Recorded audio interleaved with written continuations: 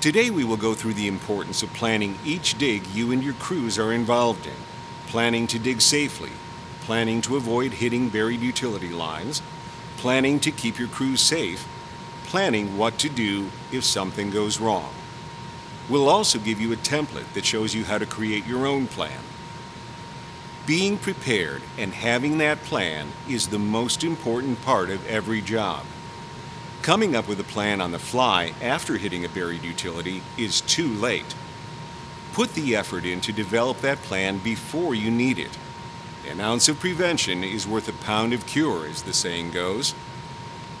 Before we get into the details of the plan, let's review why utility damage prevention is so important. Hitting utility lines and damaging them creates hazards and expenses that are easily prevented. Workers at your job site are placed in danger if an electric or natural gas line is damaged, but the public can be endangered as well. Paying for emergency repairs on damaged lines is an expense that cuts into your business's bottom line. It's also important to remember the legal side of these activities. Safe digging practices and avoiding damages to buried lines are at the heart of Wisconsin State Statute, Chapter 182, Section 0175. Any damage prevention plan needs to start with contacting Diggers Hotline. It's a nonprofit organization that's been around since 1976 and was established to increase safety and prevent damage to utilities. Diggers Hotline collects information from excavators and sends that information to utility owners. It is up to those utility owners to identify their buried lines at the excavation site. State law requires contacting Diggers Hotline and getting your own locate request every single time you excavate, no matter how deep. This includes, but is not limited to, digging, boring, and grading. Diggers Hotline is available 24 hours a day, 7 days a week, 365 days a year. You can call Diggers Hotline by simply dialing 811 from any phone, or you can sign up to file locate requests electronically with the Pro Portal or Portal Light systems available at diggershotline.com. Remember that Diggers Hotline does not do the actual utility locating. The utilities or their contractors do. Diggers Hotline is always available via phone, but more and more tickets are being filed with the online portals. Diggers Hotline offers two different portals that have been developed solely for excavators. Both options allow you to enter your locate request information on your own time, allowing you to avoid peak call times when there might be a wait. The first one we will talk about is the Pro Portal. With Pro Portal, you are making a commitment to do some free online training and pass a brief test so you can eventually file any ticket type, including relocates. You will also be doing your own mapping of your job sites. Portal Lite is a more basic version of Pro Portal. There is no training or test required, but you do have access to a navigation guide should you need it. You may only file standard or planning tickets and not relocates. Diggers Hotline handles the mapping on tickets coming in via Portal Lite. Signing up for either portal is easy. From the Diggers Hotline homepage, click on the portal icon, which will bring you to this page, and the sign-up link highlighted by the red arrow. From there, you can choose which portal you are signing up for and fill out your basic information. Don't forget that you can also look up your tickets from the portal login page without actually needing to log in. Just click the Find Tickets link on the left side of the portal page. You will be directed to enter your ticket number on the left side of the next page. Hit Search, and you will be able to view your ticket. Let's get back to filing your ticket with Diggers Hotline, either with the portals or on the phone. Here are some tips to remember. The company digging must have a ticket. No exceptions. The law requires it. You cannot rely on someone else's locate request. You wouldn't trust someone else to run your equipment. Do not trust them to file your tickets. For most locates, only one address is permitted per ticket, although there are exceptions that we will discuss shortly. A best practice is to have the ticket on the worksite so it's accessible if there is a hit. You can then prove a locate was requested. Utility locators do not locate private lines, such as propane. You need to ask the client if there are private lines on the site, and then pay to have them located. Diggers Hotline provides a list of locators across the state on their website, and remember that Diggers Hotline does not do the actual locates. The individual utility companies are responsible for locating their lines. When you contact Diggers Hotline to get your locate request, be sure you understand the questions you will need to answer. For the most part, you are providing pretty basic information about your company, the job location, and the job itself. Company information will include your company's name and address, and the field contact's information. Be sure to provide a number for the field contact that is reachable after hours, and that is not the office phone. The person filing the ticket will need to provide their information as well. If you are a frequent caller, you can provide your phone number to the operator, and many fields will autofill, saving you from repeating them. The operator will simply confirm what is on file. You will also need to identify where you are working, including the county and municipality, as well as the address. The state law requires that you indicate the intersection closest to the worksite, and the distance and direction of your worksite from that intersection. Finally, under job details, you will need to say who you are doing the work for, as well as what type of work it is, and if the work will involve explosives, tall equipment, or boring equipment. You will also need to provide marking instructions. The marking instructions field is important when you are filing a locate request. It's not a field you should just fill in with as little information as possible. Clear instructions help locators get more tickets done each day, keeping you on schedule. Remember to be as specific as possible in defining the area. The more you narrow down the area to be marked, the less time the locate will take to complete. Avoid saying "mark entire lot" when only a portion of the lot needs to be located. The entire lot will take much longer to mark than just one part of it. Use distances and directions from a point. For instance, pick a landmark or point on the site and indicate how far around or in what direction you need the area marked. To be even more clear, use white flags or paint to show the locator where your dig site is. Then there will be no confusion. You will hear me refer to locate requests and tickets as we go through this presentation. A locate request is filed for a worksite, and from that request, a ticket is produced as your proof that you made a locate request. Many people use these terms interchangeably, as we will do here today. There are a variety of locate requests used for different purposes. For a full list, be sure to download an excavator guide at the Diggers Hotline website. In general, locate requests can be categorized as new tickets and relocates. A new locate request is for a project never located before, and a relocate request is an update to a ticket that was already filed. New locate requests can be broken down into different categories: standard, stretch of road, emergency, and appointment tickets, which also include multiple vertical dig site tickets and project tickets. Let's look at a standard locate request.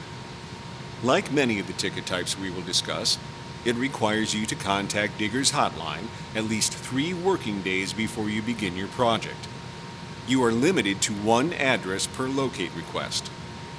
The company or person digging must have their own ticket, and the job must start within 10 days of the ticket's start date and time, and there must be no work stoppages longer than 10 days or the ticket is no longer valid, and a relocate must be requested. Let's look at another ticket type, the stretch of road locate request. It is used for utility or municipal work along a single road. It is limited to 2 miles or less. It has a maximum radius of 100 feet at intersections, and it is used for projects such as utility main burial or replacement, shoulder grading, and pole replacement. Additional tickets will be required for installation of service laterals or if the project turns onto a different street.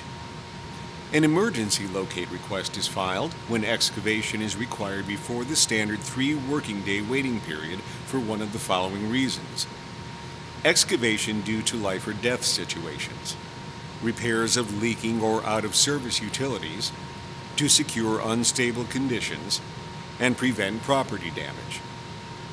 Utilities have 1 hour after notice to respond. Keep in mind, sometimes it takes longer than an hour, but the utilities will call with their response time. Scheduling issues do not constitute an emergency, so use this only when it is warranted. Remember that locators are called from normally scheduled jobs to attend to emergencies, which may delay tickets already in progress. The next group of tickets fall under the umbrella of appointments. Generally, here's how appointment locate requests work. They are used for large and complex projects. They allot time for excavators and locators to meet to discuss scheduling of locates. Each address still needs to have its own ticket. The appointment is scheduled for 3 working days in the future, and then the locators have 3 days to mark the site, making it in total a 6-day ticket. Now let's talk about multiple vertical dig site locate requests. They are used for multiple dig sites within one municipality for projects such as tree planting, staking, utility pole signpost installation, and boring projects. The contractor works closely with the locator to provide a project map or list of addresses to ensure the locator has enough time to accurately mark the facilities. The ticket assigns a time for a meeting between the excavator and the locator to schedule locates. This is also a 6-day ticket, 3 for the appointment and 3 for the locator to mark the job site. The project locate request is used for large excavations needing repeated visits from locators. The excavator and locator will meet to discuss a locating schedule, which is documented and signed by all parties on the meet sheet. The excavator should contact the locators directly through the duration of the project for relocates. If parameters of the agreement aren't being met by the locators, the excavator can still contact Digger's Hotline for a relocate ticket. This is also a 6-day ticket, 3 for the appointment and 3 for the locator to mark the job site. Here's an example of the meet sheet template that can be used to document any appointment ticket. It confirms the locate agreement, it includes marking instructions, and it is signed by both parties. You can download the template from the Digger's Hotline website. The next group of locate requests are the relocates. These are requested on valid locate requests when marks have faded over time and need to be refreshed, or marks were not made as requested, or are confusing and need to be redone. Relocates are only for valid tickets. If work hasn't started within 10 days or was interrupted for more than 10 days, your ticket is invalid and is not eligible for a relocate. You will need to file a new standard ticket. There are a few different relocate requests for different circumstances. First is the crew on site relocate. This is used when your crew is either on site or en route. Utilities have 1 hour to respond to the request. There is no digging until the site has been marked. Next is the 24-hour relocate. This is used if a valid ticket needs to be relocated, but the crew is not on site. A new start date and time is issued that is 24 working hours from the current time. Finally, we have the no-show relocate. It is the newest of the relocate requests. It is used when there has been no utility response by specific utilities and the crew is on site. Utilities have 1 hour to respond. Only those utilities who have not responded will be sent this type of relocate request. The no-show relocate allows Digger's Hotline to track those utilities who repeatedly have to have relocate notices reissued, allowing diggers to measure performance. If you need to know which utilities were notified on your locate request, check the bottom of your ticket, where you will find the members notified list. The phone numbers provided are either for the utility or their contracted locating company. Remember, you can do an online ticket search anytime on the Diggers Hotline website, as we discussed earlier. Diggers Hotline now has a program called Positive Response. It is meant to provide locate status information to excavators. Diggers Hotline users can check the status of their locate request either online using the ticket search we talked about before, or by the emails that Diggers Hotline sends. It's voluntary for Diggers Hotline members to use, so not all utilities are participating. Members who are not joining Positive Response are labeled as not participating on the member notification list. Members who do not join are still required to respond to your locate requests in the field. They just will not provide the status of the locate through Positive Response. Remember that Positive Response is simply a means to obtain status information that Diggers Hotline could not provide in the past. If you are missing marks, you can file a no-show relocate, or you can continue to contact the utility or their locator to get update information. After you receive your locate request, you'll need to wait to dig until your legal start date and time, generally 3 working days.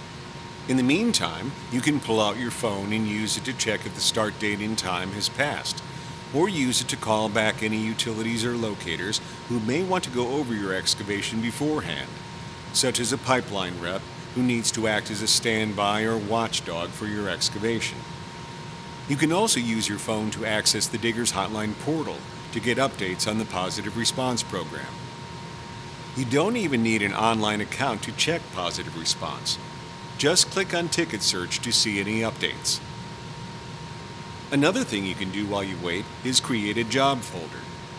Keep all of the important documents related to your excavation job together in this folder, such as a printout of your locate request, utility contact names and numbers, emergency plans, and any documentation that comes out of worksite meetings with utilities or locators. This job folder will allow you to keep all of the information from the project in one place and makes it easier to find documents if they are needed in the future. Later on, we'll introduce you to the damage prevention checklist that you can keep in the folder as well. So now it's time to get to the job site and take precautions there to prevent any utility damages. Look at the paint and flags that are at your job site. Each color represents a different utility type, but keep in mind, just because you see orange paint or flags, that doesn't mean that all of the phone, internet, or fiber optic line owners have marked their lines. Yellow marks can mark the location of both a natural gas facility to a home and a high-pressure pipeline. Make sure you understand what the marks are showing. Green, sewer and drain lines. Red, electric. Orange, communication. Blue, water, irrigation, slurry lines. Yellow, gas, oil, petroleum, steam. Additionally, if you see a pink flag or paint, that's from survey work. And as we discussed earlier, white flags are for proposed excavation. The color code key is available on the Diggers Hotline website. Look at the flags to match up the owners of the facilities who have marked at the site with a list of facility owners on your locate request. Here are some examples of what you can expect to find when it comes to marks for natural gas facilities. And here are what some markings for electric underground lines may look like. Remember, no matter what facility is being marked, if you don't understand the marks on the ground, call the utility or the locator for assistance. Now's a good time to walk through the entire job site. Take a survey of what you may expect when you begin digging. As you walk through the site, look for the locate marks, but also look for other indicators of buried lines, such as permanent marker posts, a cleared right-of-way, new trenches, or services to buildings. The more you know about your job site before you begin, the fewer surprises you will have as you are digging. Private lines are lines that do not cross into the public right-of-way and are owned by the property owner, not the utility. Lines to outbuildings, propane tanks or lines, and irrigation lines are all examples of private facilities. Now is a good time to remember that private lines are not marked by the utilities or their locators. Talk to the property owner to determine if private lines will be an issue for your excavation. Now that you are out at the job site and have seen the marks and walked through the site, it's a good time to grab that job folder we talked about earlier. Pull the ticket out of the folder and compare the marking instructions with where you are planning to dig. The marking instructions need to cover the scope of work, and you should double check to make sure it does. Also, make sure the start date and time on the locate request matches your time frame to begin excavating. Verify the utilities have responded and the facilities are marked within the excavation area. If there are marks missing, make sure to file a no-show relocate with Digger's Hotline and indicate which utilities failed to respond. Once the marks are identified, it's a good idea to photograph the job site and the locate flags from all angles and at varying distances. This will serve as a record of the marks before any excavation begins. The job folder is also a good place to note the location, height, and owner of overhead lines that may impact your work at the job site. The Damage Prevention Council of Wisconsin created a blank template for Wisconsin excavators to use as they plan their jobs. It walks you through the things you should be asking yourself, the things you should be looking for, the things you should be doing before each and every excavation project. You can download a blank copy of it from the Digger's Hotline website. This template goes into emergency responses as well, with spots to fill out the nearest hospital and the proper emergency contact phone numbers. Have the crew review the checklist together as part of a safety tailgate meeting before starting the excavation, and put the completed checklist in your job folder. This checklist, when completed, can also be used to help comply with OSHA Standard 1926, which calls for a site-specific emergency action plan to be completed in writing and posted at the job site. The checklist is broken up into 3 sections. The top section asks for some basic information, like the ticket number, and job location. It also has a space to fill out emergency response phone numbers. Remember, 911 is not the emergency response phone number in every area. The black box at the bottom of this section reminds everyone to fill out one of these checklists for each job in which there is a ground disturbance. A new one should be filled out at the beginning of each shift. The middle of the template is a checklist to go over, reminding you to consider important aspects of excavating. Make sure to check off a pre-job safety tailgate, having an up-to-date locate request, and the other vital items listed here. The bottom of the checklist goes over who's responsible for what during an emergency, has a space to note the location of the nearest hospital, and provides a spot to record other job-specific notes. Fill out this template completely for each job you do, and take the time to consider the questions and your responses. Each job site is different, but requires that the same important safety questions be answered. You've handled your preparation at the job site, and now it's time to start the dig. Remember that in Wisconsin, no powered digging equipment is allowed within 18 inches of either side of the locate mark.